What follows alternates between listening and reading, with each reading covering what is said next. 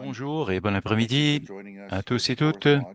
Merci de vous joindre à nous pour ce quatrième module de la formation sur la sécurité culturelle et l'inclusion des services de protection de l'enfance et aussi suite à l'accord de règlement. Alors, nous aurons avec nous comme invité la Dr. Lana Potts qui va nous parler du contexte culturel dans lequel nous allons travailler. Et nous allons commencer dans une minute ou deux. Donc, patientez. Nous attendons que tous les participants soient en ligne.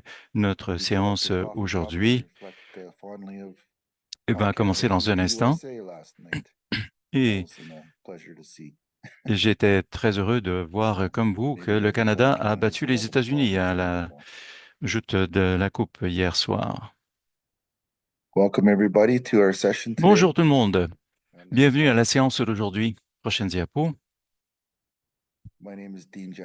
Je m'appelle Dean Janvier. Je suis de la nation Cold Lake, dans le nord-est de l'Alberta. Je suis d'aîné.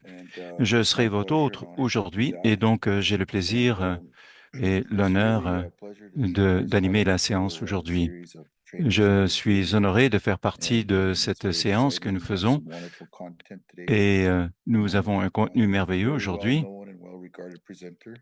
et une animatrice bien connue et bien appréciée, la Dr. Potts. Je suis partenaire à Deloitte. Je suis responsable des de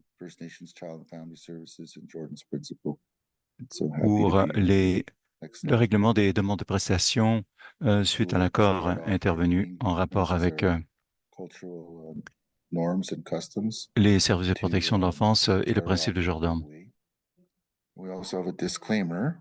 Et nous avons aussi un avis de non-responsabilité. L'information que nous partageons dans cette formation et ce site web est pour des fins d'information seulement et ne représente pas les vues ou les opinions de Deloitte. Deloitte ne fournit pas de services de conseillance par le biais de ses présentations. Il est important que vous consultiez un professionnel ou si vous voulez prendre des décisions ou entreprendre des actions qui pourraient avoir un impact sur les membres du groupe ou le recours collectif. Deloitte n'accepte aucune responsabilité pour les actions prises à la suite de ce webinaire ou de la page web.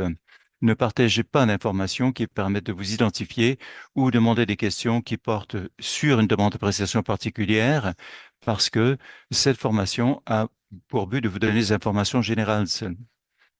Si vous avez des questions précises par rapport à un cas particulier, vous pouvez appeler le 1-833-852-0755 pour parler à l'administrateur du lundi au vendredi de 8 heures à 20 heures, heure de l'Est, à l'exception des jours fériés, ou envoyer un courriel à generalinfo@contact.fnchildclaims.ca. Et il est important de veiller à votre propre mieux-être. La conversation d'aujourd'hui peut être difficile pour certains. Les sujets abordés pourraient avoir un effet déclencheur. N'oubliez pas que les expériences personnelles et les traumatismes partagés par d'autres peuvent susciter des émotions fortes. Nous vous invitons à prendre soin de vous de la manière qui vous semble la plus appropriée. Il existe aussi un soutien en matière de santé mentale et de mieux-être pour les membres du groupe 24 heures sur 24 pour un soutien immédiat, appelez la ligne d'écoute au 855-242-3310 ou communiquez avec le chat à espoir pour le mieux-être.ca. Les services de counseling sont disponibles dans les trois langues, anglais, français, cri et ojibwe, quatre langues, pardon. Les enfants et les jeunes peuvent aussi appeler la ligne jeunesse J'écoute en tout temps au 1-800-668-6868 ou en envoyant un texto au 60 68 68 68. Aujourd'hui, nous allons donc d'abord écouter la présentation de Dr. Potts. Alors, Monsieur Watkin nous a fait une présentation nous a fait un module sur l'accord de règlement. Ensuite, Francine Wacocus, l'histoire de la colonisation et l'impact des pensionnats. Le troisième module était donné par Francine Moreau et portait sur la protection de l'enfance, politique et historique du retrait des enfants. Et aujourd'hui, nous aurons un, pardon, un module sur le contexte culturel autochtone. Alors, Dr. Potts, vous voyez sa biographie en résumé à l'écran. J'aimerais vous parler de Dr. Potts tel que je la connais. C'est un être humain extraordinaire, une personne très épanouie. Elle est de la nation Piikani du sud de l'Alberta. Elle est donc pied noir et elle s'est dévouée aux populations autochtones partout au Canada pendant toute sa carrière. Elle s'est vouée à améliorer le mieux-être et la santé des populations autochtones et de promouvoir aussi la santé et le mieux-être pour nous et pour tous les Canadiens et les Canadiennes, alors que nous relevons les défis liés à des questions qui remontent loin dans notre histoire et qui ont des conséquences pour nous tous. C'est aussi une personne très engageante, une mère de famille, et il semble qu'elle est tout le temps en train de travailler. Je ne sais pas ce qu'elle fait quand elle ne travaille pas, et je ne sais pas où elle trouve le temps, mais parce qu'elle porte plusieurs chapeaux, évidemment, au quotidien. L'une des choses que j'aime beaucoup chez Dr. Potts, c'est qu'elle aime bien prendre le temps de préparer des présentations soignées pour nous tous. Donc, mais souhaitons la bienvenue au Dr. Potts. Merci beaucoup, Dr. Euh, Lana. Ah, mais je voulais encore une fois dire, c'est pas juste moi qui pense qu'elle est spéciale, au fait, le roi d'Angleterre aussi lui a décerné une reconnaissance très spéciale hier. Alors, elle est peut-être trop timide pour le dire, mais moi, je vais. Donc, je ne pouvais pas passer sous silence le fait que le roi Charles lui-même a reconnu ses accomplissements. Donc, merci beaucoup et félicitations, Lana. Merci beaucoup, Dean, de cette belle introduction. Euh, vos, euh, vos mots vous êtes généreux. J'ai été très honoré de recevoir cette reconnaissance. Et ça arrive à point nommé, évidemment, parce que nous allons parler justement de la sensibilisation à l'importance du racisme qui a ciblé les Autochtones. Et en recevant cette, euh, cet honneur hier, ça me rappelait la conversation que j'ai eue avec ma grand-mère il y a quelques mois quand elle a parlé justement de sa propre histoire. Elle a 101 ans. Elle a été Elle est allée dans les pensionnats vers la fin des années 1920 et elle m'a dit, qui aurait pensé que on nous aurait vus? Et c'était la première fois que je me retrouvais dans des collègues qui n'étaient pas autochtones, qui étaient à côté de moi. Et c'était très émouvant parce que j'ai senti que j'étais reconnu pour le travail que je fais et que nous faisons. C'est évidemment un effort collectif que nous avons investi depuis toutes ces années. Et c'est la raison pour laquelle je voulais faire cette présentation. C'est qu'il est important de démarrer la conversation et de raconter notre histoire, d'expliquer d'où nous venons et pourquoi nous en sommes où nous en sommes aujourd'hui et pourquoi l'accord de règlement était-il nécessaire. Donc, je vais vous parler de mes observations, de ce que j'ai appris et de ce qui peut arriver quand on fait les choses différemment et aussi peut-être ce qui nous retient, ce qui nous freine. Prochaine diapo. Alors, je m'appelle Safway Pin, c'est mon nom traditionnel, c'est le nom que de Doris Mennegat, l'aîné Doris Mennegat m'a donné. Et ça veut dire la dernière arrivée, la dernière à entrer. Donc, c'est la personne à la cérémonie qui attend à la porte avant que la cérémonie commence. Et c'est le rôle que nous avons parce qu'il est important j'espère, dans ma vie, d'être la dernière à entrer. Alors, je suis directrice ici chez Deloitte et je suis médecin de famille, mais mon rôle privilégié, c'est celui d'être mère. J'ai deux merveilleux enfants. Je suis marié avec mon partenaire depuis 27 ans, Robert, et je suis une cérémonialiste. J'essaie tous les jours d'apprendre quelque chose qui a peut-être qu'on a peut-être essayé de nous enlever euh, au fil des années. J'invitais toujours les gens à venir chez moi et je suis défenseur des droits. Donc, si, et j'ai aussi été infirmière, euh, en fait, vers les années 2000, j'étais infirmière. Prochaine diapo. Alors, ce que je vais vous expliquer aujourd'hui, vous présenter aujourd'hui, ne vient pas simplement de moi. C'est le résultat des expériences que j'ai pu partager avec beaucoup de gens autour de moi. Bon, on a eu le docteur McCaucus, Eugene, mon père adoptif, et on voit aussi mon frère adoptif, James McCaucus. Et donc, les enseignements que j'ai recueillis de toutes ces personnes et des gens que j'ai rencontrés dans ma vie m'ont donné la force d'être ici et de partager avec vous ma vérité et de pouvoir vous raconter des choses que j'aurais peut-être hésité à faire ou à prendre, à dire il y a quelques années. J'ai perdu ma mère très tôt dans ma vie, ma mère Hazel. C'était une voix qui défendait toujours les gens les plus vulnérables. Et je me rappelle justement qu'elle a toujours été bonne. Et elle m'a dit, sois toujours bonne, une bonne personne, sois bienveillante, c'est important. Alors, elle continue à contribuer à ma vie tous les jours. Ma tante Beverly, ma mère adoptive, avait dit de façon très puissante, on ne peut jamais communiquer ce qui nous est arrivé à moins d'utiliser notre propre langage et dans notre langue. Alors voici mon histoire. En 1997, j'avais perdu ma mère lors d'un accident tragique. Elle a été tuée par un conducteur avec faculté affaiblie et j'ai dû élever mon frère. Et pendant des années, j'ai essayé de comprendre ma vie. Je voulais toujours faire quelque chose, devenir quelqu'un.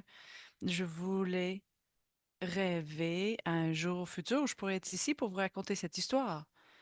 J'ai passé par beaucoup d'épreuves.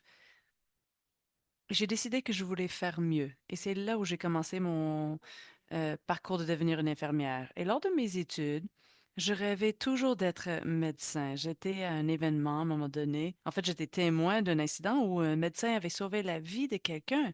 Il avait retiré du sang du cœur et je me suis dit, je veux faire ça. J'ai vu quelqu'un qui a retrouvé la vie, une famille réunie. Je voulais faire ça. Je voulais être le médecin qu'on voit dans la salle d'urgence au Grey's Anatomy. Je voulais pouvoir redonner. Et j'ai eu l'occasion. Je ne croyais jamais que ça allait arriver parce que j'ai grandi dans une communauté des Premières Nations et entre autres. Et enfin, j'ai décidé d'aller de l'avant. Et donc, le 31 mai 2005, à 7h40, j'ai reçu un courriel. Prochaine diapo. Voici le courriel. Je l'ai ouvert avec mon frère. Alors, ce n'est pas si loin d'ici, 124e rue. On s'est serré dans nos bras, on a pleuré, on était heureux. Il a dit, tu l'as fait, ma sœur. Et j'ai pensé à ma mère et j'ai pensé à toutes les choses que je pouvais faire si j'étais médecin. Parce que j'ai été acceptée au Northern Ontario School of Medicine et j'ai traversé le pays, j'ai vendu toutes mes possessions et j'étais la première à pouvoir le faire. Et lorsque je me suis rendue sur place, j'avais hâte, j'allais être avec mes pères, j'allais pouvoir faire une différence dans ma communauté. Bon, je voulais être chirurgienne cardio-thoracique. C'était ça mon rêve. Je voulais être ce médecin-là qui pouvait retirer du sang du cœur. Mais lorsque je me suis rendue sur place, je me suis rendu compte que cette cohorte d'étudiants me voyait différemment. Ils ne me voyaient pas comme quelqu'un qui était passionné et qui avait hâte de commencer et faire du bien pour sa communauté. Non, ils me voyaient comme étant quelqu'un qui était paresseux. Ils pensaient que j'étais admis parce que j'étais de couleur brune, que je dépendais de l'aide sociale. Mon éducation était moins bonne que la sienne, même si j'ai été diplômée de l'Université de l'Alberta. J'étais sale, que j'ai probablement amené avec moi de la maladie. Et à un moment donné, lors de mes études, quelqu'un m'a accusé de potentiellement tuer des gens parce que je les avais serrés dans mes bras ou parce que j'avais serré la main à quelqu'un. Et c'est comme ça que les médecins me traitaient. En étudiant la médecine, bon, parfois je résistais de façon respectueuse. Bon, peut-être pas toujours de façon respectueuse, mais j'ai essayé de lutter, de me défendre. Et j'ai essayé de dire aux gens qu'il y avait bien plus chez moi que ce qu'ils pensaient. Et j'ai choisi cette photo, non parce que j'aime ça, me promener dans mon, mon habit de médecin, mais parce que lorsque j'étais directrice médicale pour un organisme des services de soins de santé de l'Alberta, je n'ai pas pu entrer dans le bâtiment parce qu'on ne croyait pas que j'étais médecin, même si c'était mon lieu d'emploi. Alors, j'ai dû porter ce veston blanc avec ma cocarde et même à ça, on a résisté. Alors, je me suis dit, si moi, qui a ce privilège, fais face à ce genre de défi, qu'est-ce que les gens comprennent de nous? Qu'est-ce qu'ils connaissent de nous et de notre histoire? Et qu'est-ce qu'il faut discuter au juste avec eux? Passons à la prochaine diapo. Alors, j'ai réfléchi énormément à cette question. Qu'est-ce qu'on doit faire? Bon, on parle des pensionnats, on parle de la rafle des années 60, de la loi sur les Indiens, mais personne n'aime parler du racisme. Le mot qui commence par R est un mot difficile à aborder. Je vois les gens qui se disent un peu, oh non, pas cette question encore une fois. Ah, les collègues me disent, ah, Lana, il faut arrêter avec tout ce drame autochtone. Alors, je me suis dit, je vais me servir de ma position pour expliquer de quelle façon ça nous touche et comment ça nous touche en tant que société. Quelle est notre valorisation des personnes autochtones et en particulier les enfants autochtones. Donc, nous voulons parler de cette question. Alors, même si vous êtes un peu mal à l'aise, ça va, acceptez-le. Essayez de comprendre pourquoi ça vous rend mal à l'aise. Et ce n'est pas en fait, par rapport à vous, est-ce que c'est un préjugé? Est-ce que c'est quelque chose qui suscite une réaction émotionnelle? C'est quelque chose qui me concerne tous les jours. Il faut absolument que j'y fasse face. Alors, on va en parler dans les prochaines minutes. Passons à la prochaine diapo. Si vous ne connaissez pas cette belle âme, Tina Fontaine, en 2014, Tina Fontaine a été retrouvée morte au fond d'un lac, enveloppée dans une housse de couette remplie de pierres. Elle est devenue le visage des femmes et des filles autochtones assassinées et disparues, et ça nous a forcés à nous pencher sur la question de ce qui se passe avec les enfants pris en charge. Tina a été retrouvée, on accusait un homme de l'avoir tuée, mais elle était prise en charge. Il faut commencer à y penser. Si vous ne connaissez pas son histoire, il faut s'informer. C'est quelqu'un qui a été en fait, qui a déclenché tout un dialogue. Tina est décédée non parce qu'elle était dans une mauvaise situation ou parce qu'elle a pris de mauvais choix. Plusieurs circonstances ont entraîné sa mort. Quand on analyse, en fait, depuis quelques jours, on parle des traumatismes intergénérationnels et de leur impact sur nos familles. Eh bien, Tina était affectée aussi. Elle a été prise en charge pour différentes raisons et on n'en parlera pas aujourd'hui. Mais ce qui est intéressant, quand on parle de son décès, on a commencé à analyser les autres éléments qui ont influencé sa vie, sa vulnérabilité sociale. Elle restait dans un centre urbain. Ensuite, on s'est demandé est-ce qu'elle avait accès à son identité. Elle faisait face à de la pauvreté, à de la discrimination probablement. Et tout ça a joué un rôle dans sa vulnérabilité. On l'a mis dans une situation où elle faisait des choix pour essayer de gérer sa situation. 24 heures avant son décès, selon les documents, elle était en contact avec la police, les travailleurs de la santé et des agents de la protection de l'enfance. Ce sont des gens qui étaient censés l'aider et prendre soin d'elle. Et pourtant, on n'a pas perçu les risques auxquels elle faisait face. Prochaine diapo. Lorsqu'elle est décidée, il y avait beaucoup de questions sans réponse et un énorme impact sur la communauté. Raymond Cormier était euh, l'accusé, mais il a été acquitté. Il y a eu beaucoup de critiques entourant son décès concernant des préjugés. Est-ce que c'est parce qu'elle était autochtone? Est-ce que c'est parce qu'elle était une femme? Est-ce que c'est parce qu'elle était un jeune? Et est-ce qu'ils ont fait leur diligence raisonnable afin d'arriver à une conviction? Donc, il y avait beaucoup de lacunes dans les protocoles et les façons de recueillir les preuves. Et au bout du compte, il n'y avait aucune justice pour elle. Prochaine diapo. Quand on fait une recherche avec son nom dans Google, voici ce que vous trouvez. Une seule photo d'elle en haut.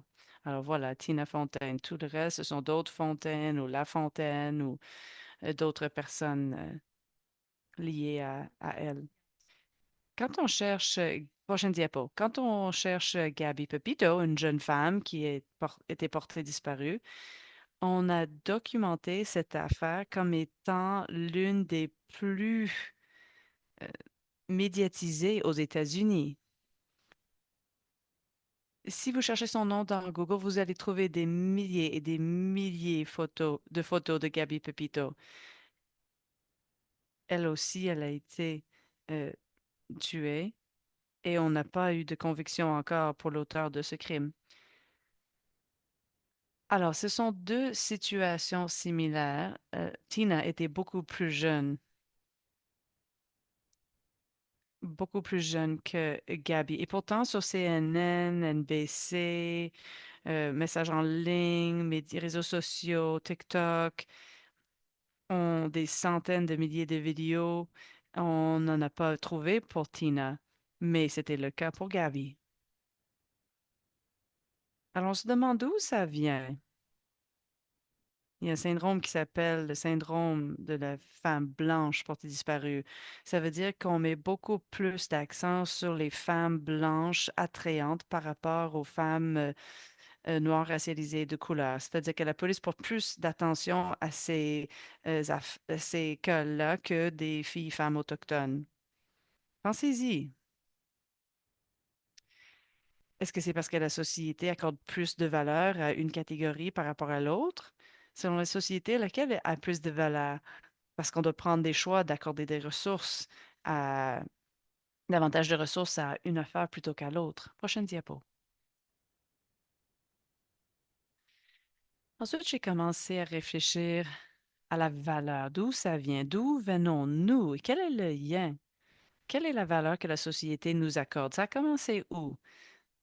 Bon, ça a commencé par cette citation qui a été citée beaucoup pour régler ce problème indien. Oui, nous sommes un problème.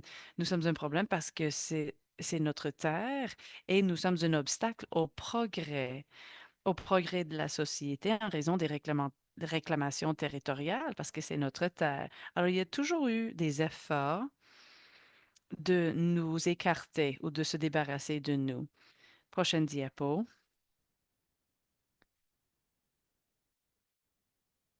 Alors, pour la première fois. Bon, les gens n'aiment pas, ils n'aiment pas, les gens ne m'aiment pas parce que, tout simplement parce que je suis autochtone ou parce que je parle de ça. Et je disais ça et les gens disaient, mais non, mais c'est pas vrai, Lana, ce n'est pas vrai. Euh, mais c'est vrai que c'est juste dans notre tête. Les gens disaient, c'est le système. Il faut juste écouter les médecins, juste accepter toute cette maltraitance parce que c'est pas vrai, on vous aime. Et ensuite, ce terme a été soulevé. Il existe du racisme. Et ce racisme prend ses sources dans les pratiques coloniales qui se sont manifestées au fil des ans. Ce sont différentes formes de discrimination internalisée qui ont une incidence sur les peuples autochtones. Et c'est de ça qu'il faut parler. Dans cette image que j'ai trouvée en ligne, bon, je n'ai pas les droits sur des documents ou des vidéos dans cette présentation. Ce sont des annonces dans des journaux. Et ça explique comment nous, les parents autochtones, n'étaient pas en mesure d'élever nos propres enfants. Donc, ça expliquait que ces enfants étaient euh, mieux entre les mains des autres parents. On disait que ces enfants avaient besoin de meilleurs foyers, c'est-à-dire que les familles autochtones ne pouvaient pas fournir ces foyers. Donc, ça a tout passé par des organismes des services sociaux ou de protection à l'enfance. Prochaine diapo. Le racisme a une incidence énorme sur nous. Vous ne le voyez peut-être pas ou vous ne le pensez pas tous les jours, mais le Canada est l'une des seules nations au monde qui continue à utiliser la législation pour limiter les services et leur accès à un groupe de personnes. Nous l'avons déjà entendu, nous l'avons entendu lorsqu'on parlait de la ségrégation axée sur la race. C'est exactement ce qui nous arrive en tant que Première Nation, Inuit et Métis. C'est comme ça qu'on décide quels soins on reçoit, quelles informations on reçoit. Et ceci a entraîné des traumatismes intergénérationnaux. Et on le voit chez nos gens, comment on fait confiance au système. Et ça contribue aux problèmes perpétuels qui nous empêchent de travailler ensemble. Entrave nos efforts de avoir un sentiment d'appartenance. Alors, il y a un besoin pour les gens de nous voir. Nous avons un besoin de dire, nous sommes ici. Il faut démarrer cette conversation. Passons à la prochaine diapo, s'il vous plaît. J'aimerais prendre un pas de recul pour parler du racisme. Je vais revenir en arrière pour convaincre au médecin qui m'a dit le racisme n'existe pas au Canada, mais c'est le contraire. Alors, il existe une théorie concernant le racisme, euh, sur le racisme. Donc, d'abord, ça commence par un fait présumé qu'on avait moins de valeur, c'est-à-dire on n'est pas vu comme de vrais citoyens. On connaît le désir d'exterminer les peuples autochtones. Donc, on n'était pas vus comme des êtres humains. Et dans ce cadre, des sociétés ont été créées. On nous a perçus comme étant des autres. C'était toujours eux contre nous. On nous disait toujours qu'on n'était pas assez bons, pas assez intelligents, et même on nous traitait de sauvages. Et c'est un terme qui est utilisé encore pour décrire nos communautés et nos façons de fonctionner. Ensuite, la race devient une construction, une façon de voir différents groupes. Donc, il y a différentes caractéristiques selon la race. Et ensuite, ça amène au racisme qui est ancré dans la société, dans notre façon de faire et nos croyances personnelles.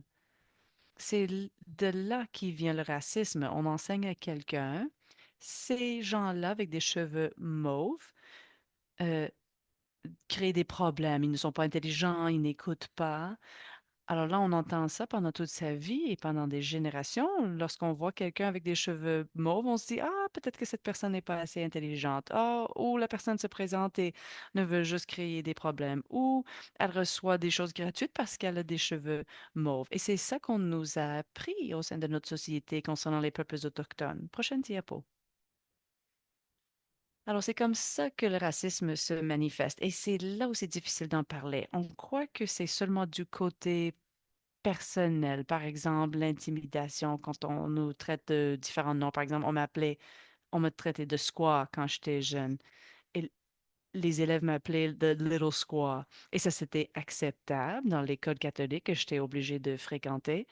Et c'est souvent à ça qu'on pense quand on pense au racisme. Mais en fait, le racisme se manifeste sur quatre paliers. Nos croyances personnelles, nos préjugés personnels, nos idées préconçues par rapport aux autres. Ensuite, il y a le interpersonnel, donc l'expression du racisme entre des individus. Ça peut être de l'intimidation ou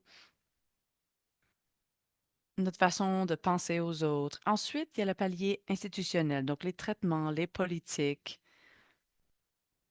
Quel est le financement pour les personnes autochtones? Quel est le financement pour les différents programmes qui touchent la santé, l'éducation, la scolarisation, la protection à l'enfance? Le racisme peut se manifester dans ces catégories-là. Et ensuite, structurel, surtout pour les autochtones, nous avons la loi sur les Indiens. Donc, ce sont des politiques qui euh, gouvernent les peuples autochtones. et ça détermine de quelle façon on peut vivre au Canada, c'est-à-dire à quelle école on doit aller. Bon, très souvent, après la guerre, par exemple, on pouvait perdre son statut d'Indien. Et tout ça a eu un impact sur la communauté, le statut et le titre d'une femme. Alors, toutes ces façons structurelles sont issues du racisme parce qu'on a ciblé un groupe en particulier. Et lorsqu'on en parle en contexte, eh bien, il y a une incidence sur nous en tant que personnes autochtones d'une façon très différente. Et c'est tous les jours. Passons à la prochaine diapo. On ne peut pas simplement croire que le racisme est terminé. Et parfois, ça arrive parce que on pense que le fait qu'on a le EDI et les excuses qui ont été présentées, eh bien qu'on a tout effacé le racisme. Il faut voir de quelle façon le racisme se manifeste. Chez les personnes autochtones en particulier, et j'en parle parce que c'est en fonction de mon vécu, on le voit de cette façon. Ça peut être une discrimination systémique dans une institution. Alors, les Autochtones se heurtent à des obstacles comme dans les services de santé, la justice. Ils n'ont pas un accès équitable aux ressources et aux services, ce qui perpétue des désavantages. Les médecins ne sont pas soutenus à 100% pour travailler dans des réserves alors que, il y a le soutien à 100% dans d'autres communautés qui sont à 5 kilomètres Alors que de c'était la peut-être réserve. Eux, soutenu ils dans auraient d'autres 100% de soutien du collectivités, gouvernement donc à 5 fédéral, kilomètres d'où mais j'habitais, dans la là, ils avaient réserve, 5 l'aide du kilomètres gouvernement au sud, provincial. elle Mais n'avait aucun dans les réserves, financement. on ne recevait Et rien pourtant, comme ils aide desservaient la financière. même Et pourtant, population. euh, ils devaient desservir la population dans la région. Et ces panneaux ont été pris sur l'Internet. Alors, No Drunken Indians, pas d'Indiens ivres permis. Alors, c'est ce genre de message a un impact sur l'identité que l'on se donne. Et il y a aussi les microagressions. Les microagressions, évidemment, sont courantes. Quand je suis allé à l'école de médecine et que j'apprenais des notions de soins intensifs, donc j'étais souvent à l'unité de soins intensifs et je devais me tenir devant mes collègues, des médecins, et les résidents me disaient, mais est-ce que tu n'as pas fait tes études gratuitement? Est-ce que c'est pas nous qui avons payé pour ton école? Mais et comment ça se fait que toi, tu parles anglais? Et je suis étonné, j'arrive à vous comprendre. Et j'écoutais donc tous ces commentaires et c'était vraiment des micro-agressions que tous les jours. Alors que mes collègues apprenaient comment faire de l'intubation, mettre des intraveineuses et le reste, moi, il fallait que j'essaie simplement de me défendre contre ces micro-agressions. C'est sûr que ça avait de l'impact. Et c'est sûr que ça a un impact aussi sur notre santé mentale quand on essaie de s'insérer dans un groupe ou de faire un travail professionnel. Alors on voit ici, euh, dans un instant, l'histoire de Tina Fontaine. J'en parlerai tout à l'heure. L'autre fait intéressant, c'est que l'existence des réserves est un rappel flagrant qui est la ségrégation se porte bien au Canada. Alors, c'est là où nous avons le droit de résider. Et comme l'a dit le docteur McCaucus, ça ne représente que 0,2% du territoire canadien. Voilà ce qu'on nous a laissé. C'est important de comprendre que c'est la situation dans laquelle nous vivons en 2025. Prochaine diapo. Donc, les stéréotypes des Premières Nations au Canada représentent la manière dont on nous voit. J'ai regardé une vidéo une fois sur la manière dont on nous voit dans le monde occidental. Et puis, oui, vous voulez simplement qu'on dise Miss Mokumhau. Les gens ne veulent pas nous voir pour ce que nous sommes. Ils veulent se réfugier dans des prototypes comme celle de Pocahontas, une jeune autochtone au profil à, à la silhouette attrayante, ou encore ils veulent nous voir comme des nobles sauvages qui vivons en connexion avec la Terre, mais ils ne comprennent pas la complexité de notre culture et de qui nous sommes. Alors, toutes ces hypothèses ou ces stéréotypes sont à côté de la plaque.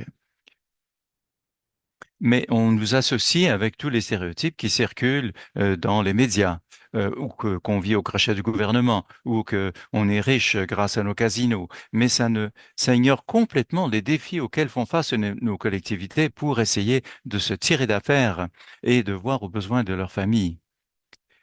Et il y a aussi les stéréotypes comportementaux, les stéréotypes comme quoi nous sommes paresseux, toujours intoxiqués, et que c'est la vie que nous préférons. Mais ça, c'est complètement nier les impacts systémiques qui ont un impact sur notre population, parce que ça n'explique pas justement comment nous en sommes arrivés cette manière d'être. Alors, on ne voit que ce qu'il y a dans les médias. Personne ne comprend les facteurs qui sont à l'origine de tous ces problèmes. Et ensuite, quand on parle de nous-mêmes comme les protecteurs de la terre, quand on dit qu'on veut protéger on veut mettre fin à l'exploitation minière et protéger nos cours d'eau, on nous dit nous sommes des écologistes en colère. Mais en réalité, nous avons des préoccupations fondamentales par rapport à la protection du territoire. Dans ma culture, c'est très important. Mais on n'est pas vu comme des protecteurs. On voit tout simplement que nous voulons gêner le progrès technologique sans comprendre les valeurs que nous cherchons à défendre. Alors, bon, il y a des gens qui vont rester incrédules malgré tout ce qu'on dit. Et bon, là, justement, ça lit bien, cette diapo s'intitule Ne lisez pas les commentaires. On vous dira toujours ne lisez pas les commentaires parce que ces commentaires et ces articles sont souvent une bulle qui reflète ce que la société normale pense au sujet des questions autochtones. Les gens qui se disent ah ben moi je peux bien faire les commentaires que je veux en ligne parce que de toute façon personne ne sait que ça vient de moi et je dis ce que je pense. Mais ces commentaires sont souvent extraordinairement péjoratifs et complètement sans fondement. Alors, j'aimerais vous jouer une petite vidéo euh, sur les commentaires qu'ont reçus des gens de la CBC. Ce sont des représentants de la CBC qui sont autochtones eux-mêmes et qui ont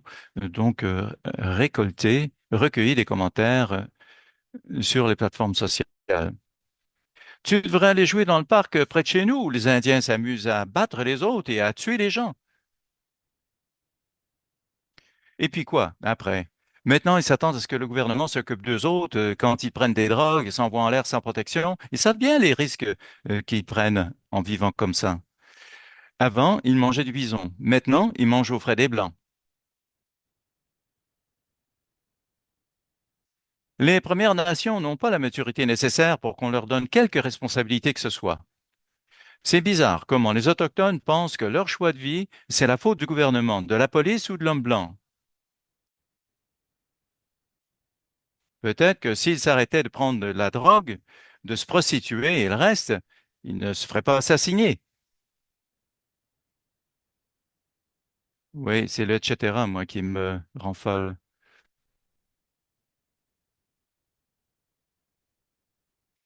Alors, cette réalité de, que nous décrivons est tout à fait réelle. Et c'est important que nous ayons une conversation quant à ce qu'il faut faire en réaction à cette réalité. Prochaine diapo.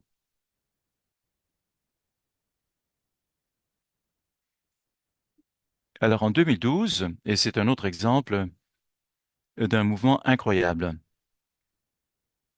Et justement, euh, c'est un mouvement, nous avons parlé de l'environnement, nous avons parlé des problèmes que nous avions. Et c'était dirigé par quatre femmes. Mais ce n'est pas comme ça que ça a été vu.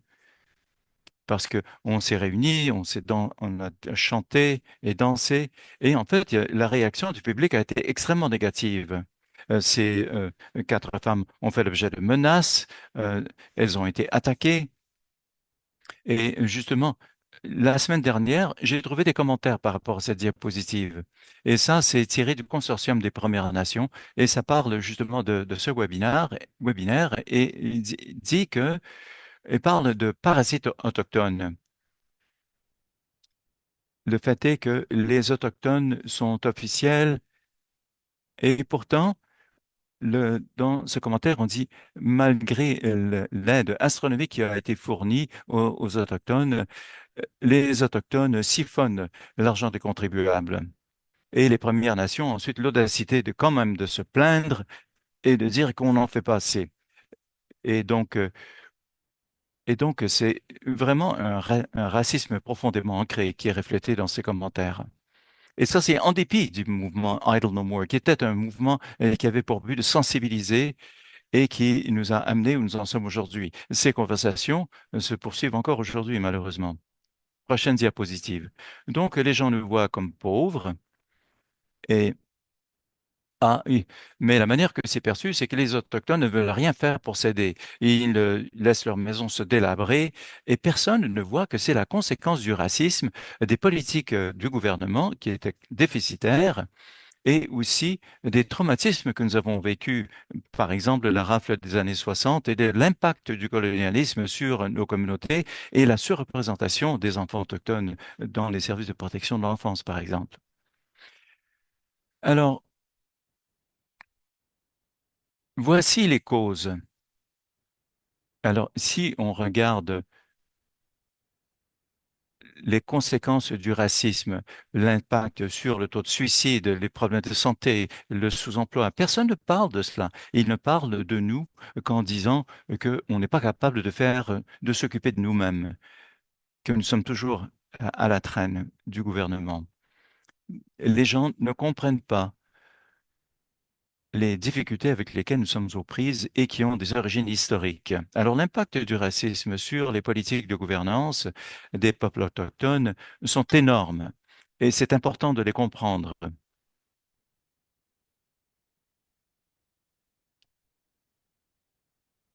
parce que, parce que malheureusement, les gens expliquent nos comportements par des stéréotypes. Donc, il y a des disparités socio-économiques claires dans nos communautés.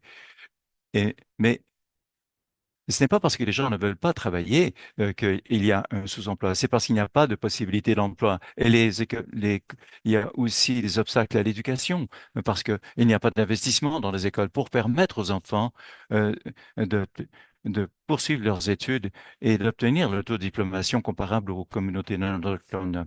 Il y a aussi des inéquités en matière de santé, et c'est ce que je vois tous les jours. Les gens sont pas malades parce qu'ils veulent être malades. Les gens ne meurent pas à 50 ans parce que c'est normal. C'est le résultat de tous ces processus inadéquats et des conséquences du racisme structurel. C'est ça qui fait que les gens sont malades et qu'ils ont des problèmes de santé chronique, le cancer, le diabète. J'ai vu des jeunes qui sont morts de cancer du foie avant l'âge de 30 ans. Je n'avais jamais vu une chose pareille auparavant. Mais c'est ce qui arrive parce que les gens n'ont pas accès aux soins de santé. Et il y a un autre élément dont on ne parle pas, c'est la déconnexion culturelle. Et c'est l'idée que ce qui, c'est, c'est une façon de résumer tout ce qui nous a été enlevé. Les choses qui nous ont été enlevées, et c'était pas il y a 10 ans. Jamais il y a 10 ans, je me serais présenté en utilisant mon nom traditionnel de Sopwith. J'étais terrifié que les gens sachent que j'étais même autochtone. Et donc, ce schisme culturel a un impact sur l'identité que nous avons, la façon que nous nous voyons et notre santé mentale. Et c'est ça qu'on voit chez les Autochtones. Prochaine diapo. Alors, que faut-il faire? Comment aller de l'avant? Ben, il faut le faire en prenant une approche sensible au traumatisme. Qu'est-ce que ça veut dire? Les soins axés sur la sensibilisation au traumatisme, c'est un sujet que j'aborde dans mes conférences parce que c'est important de comprendre ce qui se passe. C'est important de reconnaître les signes et les symptômes des traumatismes chez nos clients, nos familles, le personnel et les communautés. Les gens qui tombent malades à l'âge de 20 ans, c'est un signe, c'est le résultat de traumatisme. La crise des opioïdes, c'est une manifestation du traumatisme.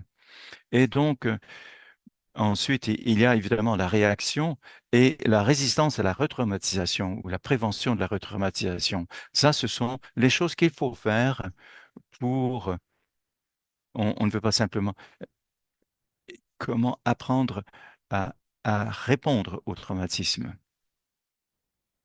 Alors, il y a un lien entre le traumatisme, le racisme et le taux élevé des enfants autochtones qui sont en placés.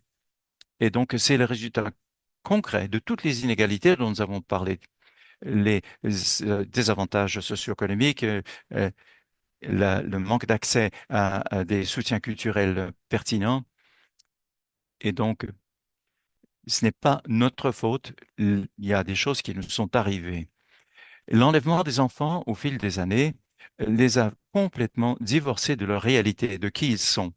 Et évidemment, ça a un impact sur leur mieux-être, leur place dans la société, leur sentiment d'appartenance.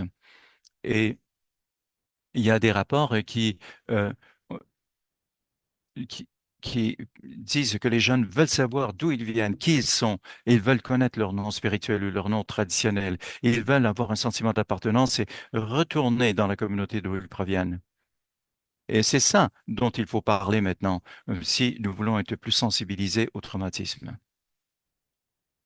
Un fait. Et bon, les taux de placement sont très élevés. 53% des enfants en place, qui sont placés sont autochtones, mais ne représentent que 7,7% de la population des enfants. Et ces tendances ne sont pas à la baisse, en fait, elles sont à la hausse. Et chaque année, elles augmentent. Et les enfants qui sont placés doivent attendre plus longtemps avant d'être adoptés. Ils ont plus de chances de rester en milieu institutionnel ou en foyer d'accueil jusqu'à l'âge adulte. Ils sont exposés à toutes sortes de vulnérabilités et ne peuvent pas s'émanciper ou se développer de la même façon. Un autre, il y a eu aussi des situations où nos enfants avaient été vendus. Alors, il suffisait de faire un don de $10 pour avoir un petit Indien et là, vous pouviez avoir un petit enfant indien pour venir jouer avec vos enfants. Et cette lettre a été publiée dans un journal. Elle est datée de 1952. Prochaine diapo. Alors, mon collègue, Dr. James McCaucus, a dit que le racisme est un déterminant de la santé et aussi une des causes de décès. Mais le racisme peut aller jusqu'à tuer. Et il y a une dame qui est morte. Elle était sur son lit en train de filmer des infirmières qui lui hurlaient des insultes par la tête simplement parce qu'elle était autochtone. Et pour elle, donc, la cause de sa mort, c'était le racisme. Et il y a aussi un monsieur Sinclair qui est mort au bout de 30 heures de négligence. C'était encore un autre autochtone qui attendait dans la salle d'urgence et personne ne s'est occupé de lui. Si on était intervenu, il serait peut-être encore en vie aujourd'hui. Donc, il faut être conscient que ce sont des problèmes dont il faut être au courant et que les questions de logement, d'éducation, de santé ont un impact sur nous. Et il faut absolument y voir. Prochaine diapo. Alors, il faut parler donc de la fragilité des Blancs. Et c'est important d'en parler. Bon, et c'est pas qu'on veut parler des gens, des Blancs, mais de ce qu'est ce symptôme ou cette façon d'être. Prochaine diapo. Alors, voici un questionnaire sur les questions de privilège. Je ne vais pas le parcourir en détail, mais je veux que vous répondiez par oui ou non en réponse à la question. N'ai pas peur de marcher la nuit après le travail, l'école ou des événements sociaux pour me rendre chez moi en empruntant des chemins habituels. Je je sens que je peux parler de ma culture sans avoir l'impression qu'on me juge. Et quand j'émets une opinion avec passion, les gens ont tendance à penser que je fais preuve d'assurance plutôt que d'agressivité. Alors, si vous pouvez répondre à ces questions, dire que ces questions ne vous touchent pas, alors vous êtes privilégié. Mais, et ça, c'est donc une façon de voir si vous êtes privilégié, et aussi de comprendre comment les Autochtones se sentent et la raison pour laquelle ils hésitent à parler de leur culture pour ne pas être vus comme étant agressives ou contestataires. Alors, il faut tout le temps que je surveille mon ton, m'assurer que je porte le sourire, pour que les gens ne pensent pas que je suis simplement en colère ou que j'essaie d'être agressive, alors que je veux simplement être entendu. Je vais vous jouer une vidéo qui parle justement de la fragilité blanche.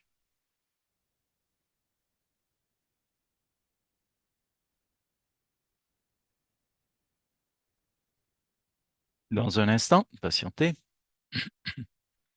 La fragilité des Blancs est l'attitude défensive, l'argumentation, les sentiments blessés, le repli sur soi qui se manifeste souvent lorsque les Blancs sont mis en cause dans leur vision raciale du monde. Vous savez quoi? C'est une zone sans couleur ici, Stanley. Je te considère pas comme une autre race quand je te vois. Vous voyez, voilà, c'est un parfait exemple. Nous n'avons pas à prétendre que nous ne voyons pas de différence. Ouais, non, c'est combattre l'ignorance par plus d'ignorance. On parle de fragilité dans la mesure où il suffit de peu de choses pour que les Blancs se mettent sur la défensive. Mais l'impact de cette défensive n'a rien de délicat. C'est une façon pour les Blancs d'exercer une sorte de contrôle racial au quotidien, de sorte que quiconque serait tenté de remettre en question nos suppositions et nos préjugés inconscients ne se permettra pas de le faire la plupart du temps. Il permet donc de maintenir tout le monde à sa place et à protéger la hiérarchie raciale. Non, non, non, je suis pas raciste. Je suis la personne la moins raciste que vous ayez jamais interviewée. Il est naturel de vouloir se défendre, vous savez. L'important, ce n'est pas de rester sur la défensive, mais c'est d'oser poser les questions difficiles. Notre attitude défensive bloque le dialogue, nous enferme dans une vision du monde très limitée qui ne laisse passer aucune information, ne permet aucune contestation. Assez! Je veux juste pouvoir dire et faire ce que je veux quand je veux, et je veux pas avoir à penser aux problèmes du monde.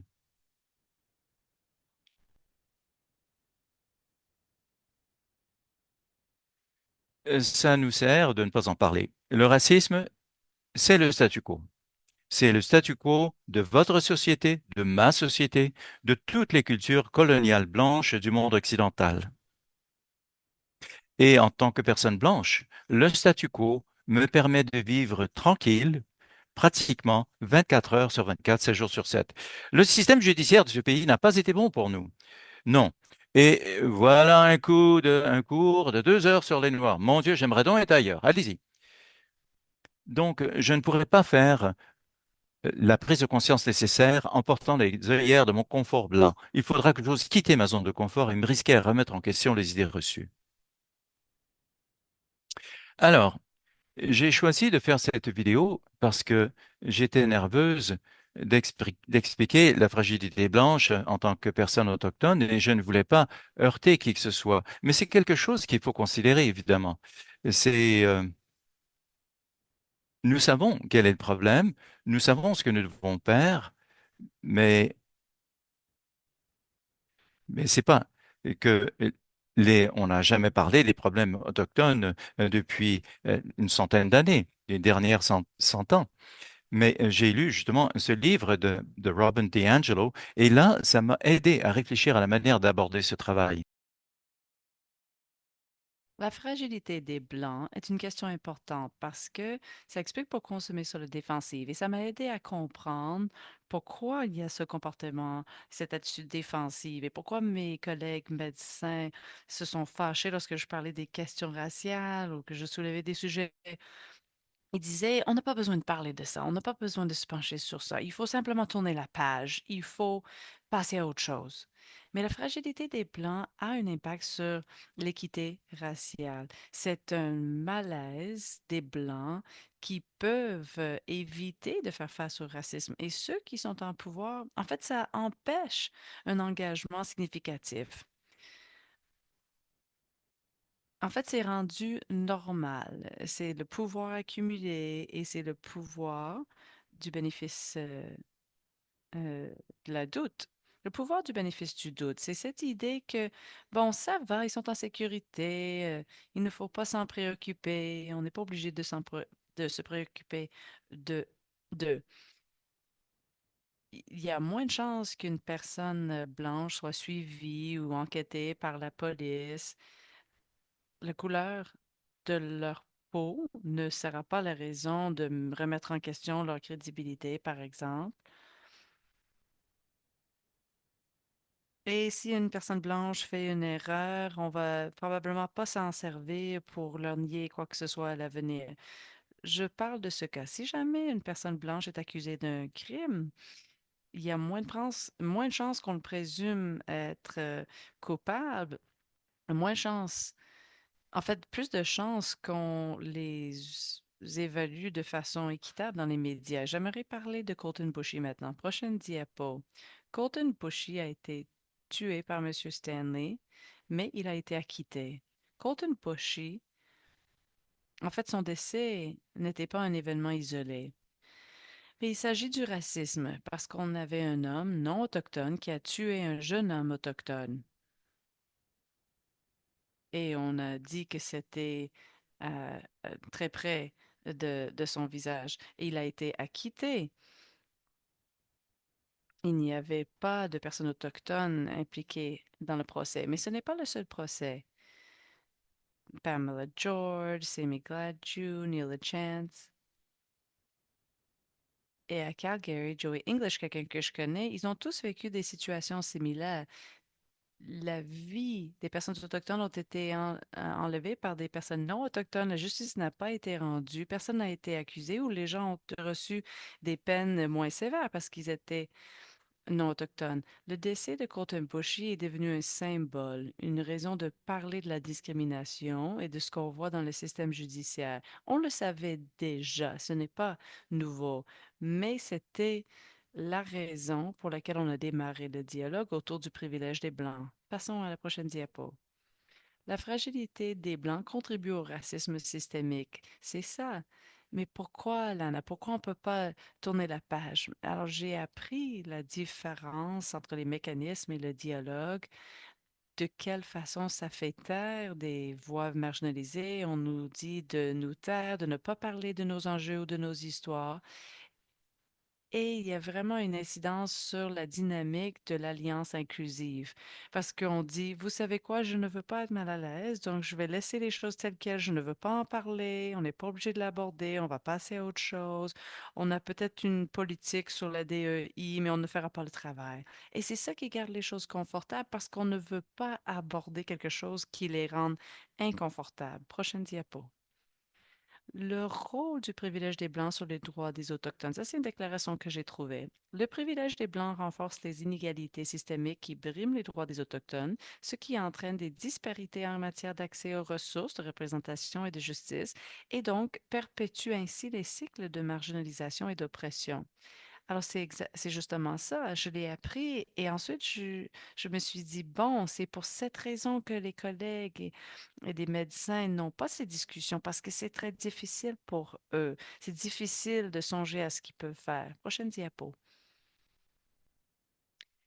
Alors, il faut comprendre les conséquences du privilège des Blancs. Et ça pourrait être un discours à part, mais on peut reconnaître des points clés. Il existe des défis dans la compréhension de la façon d'avancer. Les, l'attitude défensive, l'incapacité à reconnaître et d'aborder le privilège des Blancs contribue à perpétuer ces inégalités parce que personne ne veut nous aider. Ils ne veulent pas accepter qu'on compte. Dans ma communauté, on n'avait pas de médecin avant que je m'installe là en tant que médecin. Et dans le village d'à côté, il n'avait pas de médecin. Il y avait tout un mouvement municipal, une défilée, des centaines de personnes sont descendues dans la rue pour demander du financement et des médecins, mais à 14 kilomètres plus loin, il n'y avait pas de médecin depuis toujours et personne ne s'en préoccupait. Et même si des gens mouraient très jeunes dans ma communauté, et à un moment donné, l'âge moyen pour la mort en 2021 était entre 30 et 37 ans parce que personne ne voulait la reconnaître. Ça leur convenait d'être complaisants. Passons à la prochaine diapo. Alors, qu'est-ce qu'on fait? Comment aller de l'avant? Il faut se pencher sur les préjugés. C'est une croissance personnelle. Les individus doivent se poser la question, qu'est-ce que je fais? Qu'est-ce que je retiens? De quelle façon je ne confronte mes préjugés? D'où ça vient? Lorsque ces médecins m'ont vu et j'entre dans la salle, on me voit comme une femme autochtone qui avait beaucoup de stéréotypes. Il faut analyser ses propres expériences pour comprendre comment leur perception a été euh, affectée. Et ensuite, acceptez-le. Ne dites pas, ah, je ne veux pas en parler. Il faut commencer à avoir ces dialogues et s'engager à apprendre, entendre parler, discuter, prendre la parole. Tout ça est très important. Prochaine diapo. Comment s'y prendre? Comment le faire sur le plan personnel? Bon, trois étapes. D'abord, favoriser la conscience émotionnelle. Il faut articuler ses émotions, avoir une culture de vulnérabilité, avouer, bon, je ne savais pas, je n'avais pas compris, je n'avais pas reconnu ça. J'ai déjà eu cette discussion avec quelques-uns de mes collègues. On m'a dit, mais je pensais que l'éducation était gratuite et que vous aviez des maisons gratuites. En ce faisant, ça, c'est une meilleure façon d'avoir la discussion autour de l'éducation. Ensuite, créer des espaces sûrs, établir des environnements où les gens se sentent à l'aise et en sécurité. On peut faire ça au sein d'une organisation. On peut dire, il faut parler de, des préjugés, l'éléphant dans la pièce, si on veut, afin d'aller de l'avant et de progresser, surtout lorsqu'il s'agit d'enjeux autochtones et des communautés autochtones. Et ensuite, la reddition de comptes. Il faut de la responsabilité lorsque les gens sont racistes ou lorsque les gens ou favoriser les gens qui s'engagent à faire quelque chose plus qu'une fois, de faire des mesures, prendre des mesures à long terme. Prochaine diapo. Comment s'y prendre? Eh bien, il faut le faire parce qu'il faut aller au-delà de la reconnaissance territoriale. Il faut arrêter de dire je reconnais que je me trouve sur tel territoire. Il faut passer à la prochaine étape et reconnaître la Terre. Et le docteur Patricia McCocus nous a rappelé de quelque chose. On fait ça pour la Terre. La Terre est un esprit, c'est une puissance et on est responsable devant la Terre. Il faut faire plus que dire les mots. Il faut prendre des mesures. Passons à la prochaine diapo. Le problème, et c'est un excellent même, on peut faire la reconnaissance du territoire, mais les Autochtones vont continuer à en souffrir, tomber de la falaise si on veut, à moins de les prendre prendre leurs mains et dire, nous allons faire des choses avec vous, avoir des discussions, faire des investissements ensemble. On va voir les gens non pas comme des produits de ce qui ne va pas chez eux, mais dans le but d'écouter ce qu'ils ont vécu. Prochaine diapo. On le fait grâce à l'Alliance inclusive et ce n'est pas quelque chose de facile. Il ne suffit pas de suivre une formation et d'écouter après une heure et dire ah, je suis une alliée. Non, il faut passer à l'action et défendre des droits. Donc, on défend les groupes marginalisés et défend leurs droits. Il faut que ça soit fait par des personnes privilégiées. Ça peut être la culture dominante ou quelqu'un dans une position de pouvoir. Il faut faire du travail antiraciste, faire des investissements. C'est un véritable investissement quand on fait ça. Prochaine diapo.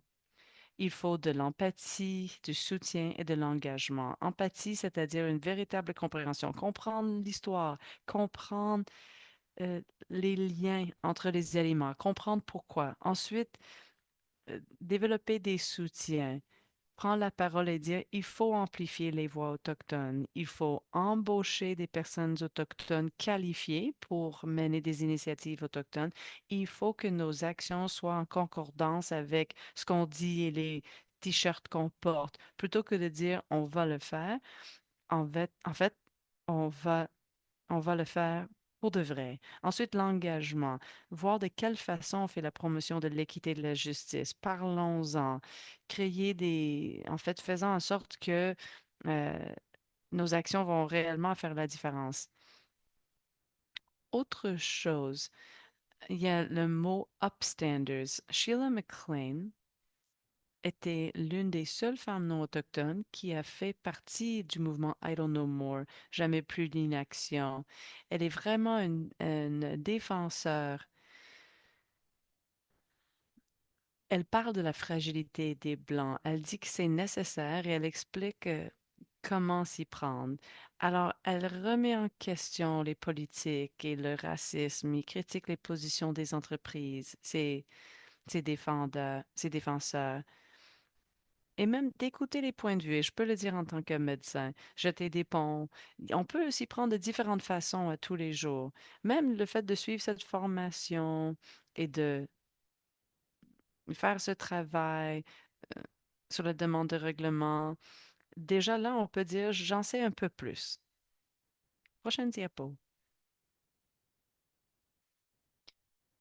Reconnaître nos perspectives en tant que compteurs de vérité. Nous savons ce qu'il nous faut. C'est représenté autour de la table. Ce qui doit avoir lieu, c'est-à-dire que nous avons notre culture, nos prières, nos coutumes. On sait qu'il faut investir dans ces aspects-là. Nos processus de guérison, nos besoins, tout ça provient de notre cérémonie, nos relations, l'investissement dans nos pratiques autochtones, que ce soit l'éducation, la protection à l'enfance ou les soins de santé. La réconciliation n'est pas forcément... En fait, on savait comment s'entendre en tant que communauté, travailler ensemble. On doit reconnaître les complexités de la façon dont on veut aller de l'avant tout en ayant nos voix autour de la table. On ne veut pas qu'on parle de nous, mais qu'on parle avec nous. C'est ça qu'il faut, tout en gardant l'alliance inclusive. La première photo, c'est mon oncle Alan. Il a été un défenseur incroyable cette année. Il me disait tous les jours, Lana, il faut parler sa vérité. Il faut toujours lutter pour ce qui est vrai. Et c'est ça, dire la vérité. C'est lutter pour ce qui est bon et vrai. C'est comme ça qu'on va guérir. Prochaine diapo.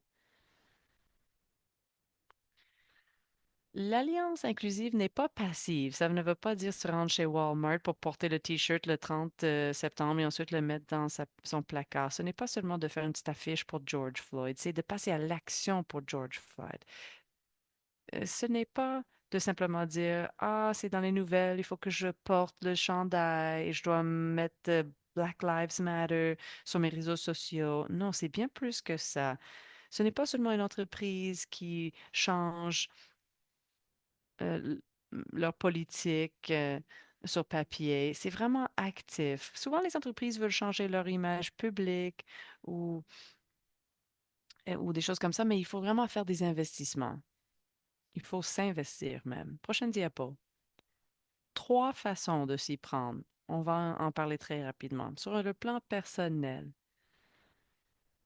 pour aller de l'avant, de s'engager à apprendre pendant toute sa vie, travailler avec des alliés, avec vos collègues, avoir cette introspection. Même en tant qu'Autochtone, moi, j'avais beaucoup à apprendre dans les 10 dernières années pour comprendre ce qui est arrivé à ma communauté, ce, ce qui est arrivé à ma famille, et j'ai mieux compris comment remettre en question le système. Ensuite, des voix autochtones. Il faut les inclure. C'est de là que la- le changement provient. Prochaine diapo. Les initiatives communautaires, surtout à l'avenir, si on veut comprendre, surtout avec ce règlement de la protection de l'enfance, il faut tenir compte des traumatismes. Tous les programmes doivent en tenir compte. Pas une autochtone une approche pan-autochtone, mais quelque chose qui est axé sur les pratiques et la guérison autochtone. Surtout lorsqu'il s'agit d'enfants qui sont pris en charge ou qui ont quitté le système de prise en charge. La formation collaborative doit exister pour les proches aidants, pour les gens qui offrent des soins. Il faut que tout ça soit, en fait, tienne compte des traumatismes. Il faut apprendre l'histoire, apprendre sur ce que c'est la loi sur les Indiens, c'était quoi les pensionnats, et ensuite responsabiliser grâce à l'engagement communautaire. Les communautés savent ce dont elles ont besoin. Il faut investir pour que les jeunes puissent être habilités à apprendre leur langue. D'ici 50 ans, on pourra tripler le nombre de personnes qui parlent leur langue maternelle. Les preuves nous l'indiquent et les voix nous l'indiquent aussi. Prochaine diapo, s'il vous plaît. Au niveau des politiques, les données des Autochtones. Allez chercher ces données, parlez aux communautés, servez-vous-en, ayez une pratique qui tient compte de cette réalité. Il faut des programmes qui, qui en tiennent compte. Il faut savoir d'où vient le racisme et comment le surmonter. Et ensuite, des systèmes de soutien centrés sur les communautés. Donc, prioriser le financement aux communautés, renforcer les liens familiaux et réduire le besoin de prise en charge d'enfants. On n'a pas besoin de retirer les enfants, on a besoin d'investissement, on a besoin de structure familiale. On a besoin de l'aide, de la nourriture. En tant que médecin, je nourris 50 à 60 personnes par jour avec mon petit sac de collation. La joie et les liens qu'on tisse lorsqu'on donne de la nourriture. Maintenant, moi, je dis, j'ai besoin de avoir de la confiance parce que je suis médecin. Donc ça peut tout changer la donne. J'aimerais terminer avec ceci. Ce que vous voyez à gauche, c'est ce je crois être notre monde idéal. C'est une Si la vie fantaisie, idéale un fantasme était peut-être, mais représentée il y a ici, longtemps, avec les bisons, nos familles étaient nous vivrions réunies, ensemble, on comptés les uns comptait sur les uns les sur les autres. autres. Il y avait de la Mais vous bienveillance, savez l'amour, qu'il fallait et des faire choses ce nous bon les uns sont pour les autres. arrivées. Mais vous Nos êtes arrivé enfants ont des été choses. Nos enfants nous ont retirés, regardés, on on a nous dû a fréquenter les placés en pensionnats. La réserve. loi sur les Indiens était la Et la loi loi sur les Indiens qui nous a gouverne. Et ce qu'on brisé nos vies. constate, c'est Mais le ce que nous voyons, produit de ce tout sont les ça. Mais on répercussions voit aussi une de ces renaissance. événements. Nous sommes en train Mais d'en maintenant, parler, nous sommes nous là sommes et nous parlons de ce qui de nouveau compte. Donc, réunis et nous parlons de quelque ce qui est chose, important pour nous. en fait, on m'a Vous dit savez, la quelque chose. sagesse et le changement Le changement arrive grâce à l'écoute et ça passe par le passent par cœur. le Mais le cœur, plus par important, l'écoute. il faut se Mais souvenir il faut pour qui surtout on se fait tout rappeler ça, pour pour qui nous le nos faisons, que enfants. nous le Donc, faisons pour nos enfants. continuez à lutter C'est pour eux, pour eux que continuez nous à nous être à battons, que l'écoute nous et continuons continuez à à écouter. savoir que tout ce qu'on fait Et pour c'est ces ainsi que nous enfants allons se pouvoir bâtir traduira l'avenir par un meilleur meilleur avenir. ensemble. Merci. Merci. Combien ces présentations se sont avérées utiles et je voulais donc vous remercier. Vous avez fait un merveilleux travail, Dr. Potts, nous aider à Deloitte à monter ces modules de formation. Vous êtes une des leaders autochtones euh, de renom sur lesquels nous avons pu compter. Et donc, merci à vous. Merci aussi aux présentateurs et représentatrices des séances précédentes. Donc, l'enregistrement de chaque webinaire sera affiché sur notre site web qui est donc le fnchildclaims.ca, ressources Cultural Safety Inclusiveness Training. Et nous enverrons aussi un courriel à tous ceux qui se sont inscrits pour leur indiquer où les enregistrements seront affichés. Et nous sommes ouvert à tous vos commentaires sur cette série de webinaires. Donc, nous vous enverrons un courriel vous invitant à répondre à un petit sondage. Et sentez-vous libre, évidemment, de répondre dans les meilleurs délais. Et donc, sur ce, je voulais aussi vous rappeler qu'il y a des ressources à votre disposition. Alors, n'hésitez pas à appeler notre numéro d'entraide 1-8 33-852-0755 du lundi au vendredi de 8h à 20h heure de l'Est et aussi à l'adresse courriel generalinfo@contact@fnchildclaims.ca. Et n'oubliez pas aussi qu'il y a un soutien gratuit en matière de santé mentale et de mieux-être 24 heures sur 24 par l'entremise de la ligne d'écoute Espoir pour le mieux-être au 855-242-3310. Donc, Miigwech, hi hi et merci dans toutes les autres langues que on puisse imaginer. Donc, merci en mon nom, au nom de Dr. Potts. Merci à tous les participants et participantes qui ont assisté à cette formation. Nous vous souhaitons une très belle journée. Merci beaucoup. Au revoir.